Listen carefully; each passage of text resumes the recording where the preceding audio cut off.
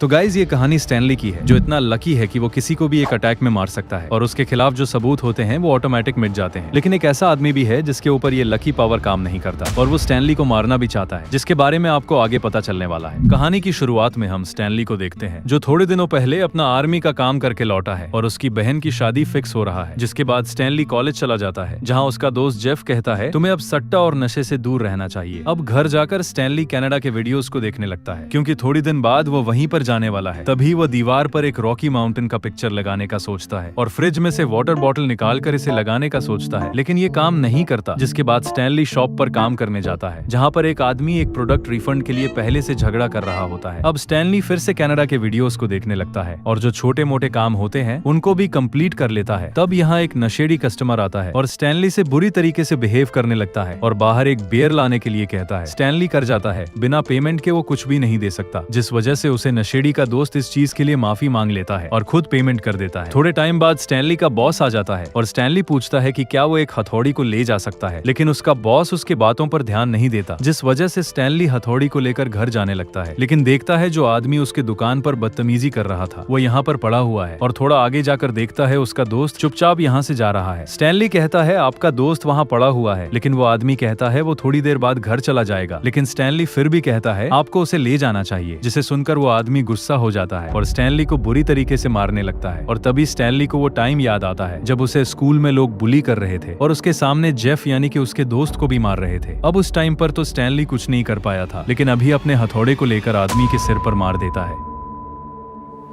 जिसके बाद यहाँ बारिश शुरू हो जाती है और वह आदमी शटर के पास जाकर गिर जाता है। लेकिन तभी एक औरत अपने डॉग के साथ स्टैनली को देख लेता है, लेकिन यह औरत असल में अंधी होती है। थोड़ी देर बाद दो और बच्चे यहाँ आने लगते हैं, लेकिन वापस घूम जाते हैं। जिसके बाद स्टैनली अपने बैग को लेकर अपने घर चला जाता है और सोचता है अगर उसके ऊपर पुलिस केस हो गया तो उसके परिवार वालों का क्या होगा। और तभी उसे आदमी का भी सपना आता है और वो आदमी कहता है मेरे घर पर एक बीमार माँ है, मेरे तीन बच्चे हैं, उनका अब कौन ध्यान रखेगा। अब स्टैनली इन सारी बातों के बारे में सोच ही रहा होता है। तभी जेफ यहाँ पहुंच जाता है और जेफ बहुत ही नशे में होता है। तभी स्टैनली पूछता है याद है स्कूल में हमें कुछ दोस्त बुली करते थे, तो अब तो शायद उनका जिंदगी नरक हो गया होगा। लेकिन जेफ कहता है उनमें से एक बहुत बड़ा बिजनेसमैन हो चुका है, दूसरे का गवर्नमेंट जॉब लग चुका है और तीसरे का शादी हो चुका है। तभी स्टैनली देखता है पुलिस वाले आकर उसके घर के पास से किसी को लेकर जाते हैं और तभी वहाँ ऑनलाइन सर्च करने लगता है अगर उसने गलती से किसी को मार दिया तो उसका सजा कम हो सकता है क्या। और इन्हीं सारी चीजों के दौरान सुबह हो जाती है और स्टैनली को याद आता है जिस हथौड़ी से उसने उसे आदमी को मारा था वो हथौड़ा तो उसने वहीं पर फेंक दिया था। अब अगले दिन हम क्रिस्टोफर नाम के एक पुलिस वाले को देखते हैं जो यहाँ के हालात को चेक करने आया है। तभी क्रिस्टोफर स्टैनली के शॉप के सामने चला जाता है और तभी दो बच्चे उससे लाइटर मांगने आते हैं, जिस वजह से क्रिस्टोफर उन्हें पुलिस स्टेशन ले जाता है, जहाँ पर अगली बार उन्हें सिगरेट पीने से मना किया जाता है। लेकिन शॉप के सीसीटीवी फुटेज को देखने के बाद क्रिस्टोफर स्टैनली के शॉप पर चला जाता है और पूछता है जो बच्चा पिछले दिन रात को काम करने आया था वो कहाँ है। दूसरी तरफ इस शॉप पर आने के दौरान स्टैनली को सुनाई देता है कि जहाँ पर वो दोनों मरे हैं वहाँ पर कोई भी सीसीटीवी नहीं है। लेकिन शॉप पर जाने के बाद स्टैनली का मुलाकात क्रिस्टोफर से हो जाता है। क्रिस्टोफर कहता है वो दोनों तुमसे बदतमीजी से बात कर रहे थे, सारा रात तुम्हें डिस्टर्ब किया, इसी वजह से तुमने उन्हें मारा है ना। स्टैनली कहता है इतने छोटे रीजन से कोई किसी को क्यों मारेगा। जिस पर क्रिस्टोफर कहता है मैं मजाक कर रहा था, बस वो दोनों कल रात क्या बात करी थी वो बताओ। जिस पर स्टैनली बताता है एक आदमी बता रहा था उसके घर में एक बूढ़ी माँ है और 3 बच्चे हैं जिनका उसे ध्यान रखना पड़ता है। तभी स्टैनली सोचता है कि क्या उसे अपने हथौड़े के बारे में बताना चाहिए, लेकिन इतने में ग्रेग यहाँ पहुंच जाता है और कहता है पिछले दिन उन दोनों के बीच में ही फाइट हुआ था, जिसे एक तीसरे आदमी ने देख लिया था, जिससे प्रूफ होता है कि उन दोनों ने ही एक दूसरे को मारा है। और तभी हमें पता चलता है स्टैनली जब हथौड़े को मांग रहा था उसी टाइम पर एक मक्खी कैमरे के ऊपर आ गया था, जिस वजह से उसके ऊपर शक नहीं किया जा सकता। लेकिन जाने के दौरान क्रिस्टोफर कहता है तुम्हें उसे बच्चे के सामने केस के बारे में नहीं बोलना चाहिए था। और तभी पुलिस स्टेशन में जाकर क्रिस्टोफर कहता है अगर उसे आदमी ने माइकल को पत्थर से मारा था तो पत्थर पर खून क्यों नहीं है। लेकिन उसके पार्टनर्स कहते हैं उसे टाइम पर बारिश हो रहा था तो खून मिट गया होगा। जिसके बाद डैनियल के वाइफ को लाया जाता है और डैनियल के वाइफ कहते हैं वो माइकल से 3 साल पहले मिले थे जब डैनियल उनको उनके घर लेकर आए थे। डैनियल की वाइफ बताती है जेम्स हर किसी से बहुत अच्छे से बात करता था और उसी ने पहली बार उनका बर्थडे सेलिब्रेट किया था और माइकल को उनके बच्चे से भी बहुत लगाव था, जिस वजह से उन दोनों के बीच में एक नाजायज संबंध बनने लगा था और आज से 1 हफ्ता बाद वो दोनों एक दूसरे से शादी करने वाले थे। लेकिन इसके बाद क्रिस्टोफर स्टैनली के पास पहुंच जाते हैं और कहता है उस दिन जब वो आदमी तुम्हें परेशान कर रहा था तुम्हें उसे कुछ कहना चाहिए था, और इतना बोलकर चला जाता है। जिसके बाद जेफ यहाँ पहुंच जाता है, फिर स्टैनली से पूछता है कि वो स्कूल क्यों नहीं आ रहा। स्टैनली कहता है उसके घर में थोड़ा सा प्रॉब्लम चल रहा है, जिस वजह से वो दोनों जूस पीने पहुंच जाते हैं। दूसरी तरफ क्रिस्टोफर को पता चलता है माइकल नाम का जो आदमी मरा है वो असल में एक फेमस क्रिमिनल यो बॉय है, जिसने इससे पहले इंश्योरेंस के पैसों के लिए एक फैमिली को मार डाला था और हाइकिंग पर चढ़ने वाले कई सारे लड़कियों के साथ गलत काम कर चुका है, जिसे न्यूज में देखने के बाद स्टैनली सोने जाता है और फिर से माइकल उसके सपने में आकर कहता है अब मेरी बुरी माँ और बच्चों का क्या होगा। लेकिन स्टैनली उसके गले को पकड़ लेता है और कहता है तुमने इतने सारे लड़कियों का साथ गलत काम किया है और मैंने तो तुम्हें मार कर इस दुनिया का भला किया है। और स्टैनली ने जिस आदमी को मारा था वो एक क्रिमिनल का इस बात को जानने के बाद स्टैनली आराम से बाहर घूम पाता है। लेकिन स्टैनली ने जिस हथौड़े से माइकल को मारा था वो असल में किसी के घर में होता है और ये असल में वही अंधी लड़की होती है जो उस दिन स्टैनली के पास से गुजरा था। अब इसके बाद हम क्रिस्टोफर को देखते हैं जो एक दुकान में जूस लेने के लिए जाता है, लेकिन वहां से आते टाइम देखता है इस बॉक्स में 2 जूस के कप मिसिंग है, जिसे देख गुस्सा होकर क्रिस्टोफर पूरे जूस के बॉक्स को ही फेंक देता है। जिसके बाद क्रिस्टोफर एक फ्लावर शॉप में पहुंच जाता है, लेकिन वहां की ओनर कॉल पर अपने किसी दोस्त के साथ बिजी होती है, जिस वजह से क्रिस्टोफर यहाँ से भी निकल जाता है और हमें पता चलता है क्रिस्टोफर का पिताजी बहुत ही बीमार होते हैं और क्रिस्टोफर उन सामान को अपने फादर को ही देने वाला था। जिसके बाद क्रिस्टोफर अपने ऑफिस चला जाता है और हमें पता चलता है इस महीने उन लोगों ने सारे केसेस को सॉल्व कर दिया है और तभी उनका मैनेजर कहता है अगर हम ऐसे ही काम करते रहे तो जल्दी सबका प्रमोशन हो जाएगा। दूसरी तरफ स्टैनली अपने घर चला जाता है, लेकिन कचरे को फेंकने के दौरान उसे फिर से माइकल का शक्ल दिखता है। जिसके बाद स्टैनली की मॉम उसे अपने साथ चर्च ले जाने लगती है और कहती है इतना ज्यादा स्कूल बंक मत करो, तुम्हारी स्कूल से कंप्लेंट आ रहा है, और ये भी बताती है कि उनकी फादर की पेंशन से उनका घर आराम से चल जाएगा। तो स्टैनली को उनके बारे में चिंता नहीं करना चाहिए और अपने सपने को कंप्लीट करने के लिए कनाडा चले जाना चाहिए। अब पिछले दिन स्टैनली का फोन टूट गया था, जिस वजह से स्टैनली एक नया फोन परचेस कर लेता है और इसके बाद अपने शॉप पे चला जाता है। लेकिन थोड़ी देर काम करने के बाद यहाँ पर वही औरत आ जाती है जो उस दिन अपने डॉग को लेकर स्टैनली के सामने से गई थी और तभी वह औरत अपने चश्मे को नीचे करके दिखा देती है कि उसका एक आंख खराब है लेकिन दूसरे आंख से थोड़ा थोड़ा देख सकती है और कहती है तुम जैसे क्रिमिनल्स को नर्क में जाना चाहिए और तुमने जिस हथौड़े से उस आदमी को मारा था वह अब मेरे पास है और अगर तुम्हें वह वापस चाहिए तो मुझे 20 लाख रुपए देना पड़ेगा। और इतना कहकर चली जाती है। अब स्टैनली भागते हुए अपने घर जाता है और ऑनलाइन जल्द पैसे कमाने का तरीका देखता है, लेकिन उसे ऐसा कुछ नहीं मिलता है। जिसके बाद स्टैनली ने जो नया फोन लिया था उसे बेचने जाता है, लेकिन दुकानदार कहता है तुमने इस पर ग्लास लगा लिया है, तुम्हें इसे वापस नहीं ले सकता। जिसके बाद स्टैनली अपने घर जाकर उसके नाम का जो पैसा इकट्ठा किया जा रहा था उस बुक को विथड्रॉ करने जाता है और यहाँ से उसे 17 लाख रुपए मिल जाते हैं। जिसके बाद स्टैनली अपने स्टोर के मालिक के पास एडवांस पैसे मांगने जाते हैं, लेकिन शॉप ओनर कहता है उन्होंने इससे पहले भी एक बच्चे को एडवांस दिया था, लेकिन वो बच्चा सारे पैसे जुए में हार गया था और यहाँ पर काम करने भी नहीं आया था, लेकिन फिर भी वो स्टैनली पर भरोसा कर लेता है। दूसरी तरफ हम जेफ को देखते हैं और हमें पता चलता है स्टैनली ने अपने दोस्तों से भी पैसे लिए हैं। जिसके बाद रात में काम करने के दौरान स्टैनली का बॉस कहता है एक अंधी औरत बाहर खड़ी हुई है और स्टैनली बाहर जाकर देखता है यहाँ पर एक सिगरेट का पैकेट रखा है जिसके अंदर उस लड़की की एड्रेस लिखा है, जिस वजह से स्टैनली उस लड़की के घर पहुंच जाता है और वो लड़की कहती है मैं कई दिनों से तुम्हारे ऊपर नजर रख रही थी। अब जिस दिन तुमने उस आदमी को मारा था मुझे लगा था कि तुम बहुत ही खतरनाक इंसान हो, लेकिन बाद में मुझे पता चला कि वो तो बस एक हादसा था और तुम तो बहुत ही शरीफ इंसान हो। और पूछती है क्या स्टैनली ने ही दूसरे इंसान को भी मारा था, लेकिन स्टैनली कहता है मैंने बस एक को मारा था। जिसके पास स्टैनली सारे पैसों को दिखा देता है और कहता है इसके बाद तुम मेरा पीछा छोड़ दोगे ना। लेकिन वो लड़की कहती है कोरिया में अगर किसी मर्डर के वेपन को छुपाया जाए तो उसके लिए भी 2 साल की जेल होती है और मैं सिर्फ 20 लाख के लिए इतना बड़ा रिस्क लूंगी क्या, तुम्हें हर महीने मुझे 20 लाख देने हैं। लेकिन इसे सुनकर स्टैनली हथौड़ी को छीन लेता है और कहता है मैंने 20 लाख दे दिए हैं और हमारा किस्सा यही खत्म होता है। लेकिन लड़की कहती है तुम्हारी माँ तो रोज चर्च जाती है ना, लेकिन उनका बेटा एक मर्डर है, इसे जानने के बाद तुम्हारी माँ को चर्च में घुसने देंगे क्या, और तुम्हारी बहन की शादी फिक्स हो रही है ना, तो शादी फिक्स होने से पहले ही बहन की शादी तोड़वाना चाहती हो क्या। लेकिन इन बातों को सुनकर स्टैनली घबरा जाता है। तभी वह लड़की कहती है मुझे इंसानों से बहुत नफरत है, इसलिए मेरे पास सिर्फ ये कुत्ता रहता है, लेकिन तुम भी मुझे पसंद आए हो और अगर हमेशा इस कुत्ते की तरह मेरी बात मानते रहोगे तो मैं तुम्हें डिस्काउंट भी दूंगी। शॉर्ट में देखा जाए तो ये लड़की स्टैनली को उसका कुत्ता बनने के लिए कहती है, लेकिन इसे सुनकर गुस्से में स्टैनली उस हथौड़े से लड़की के सर पर मार देती है,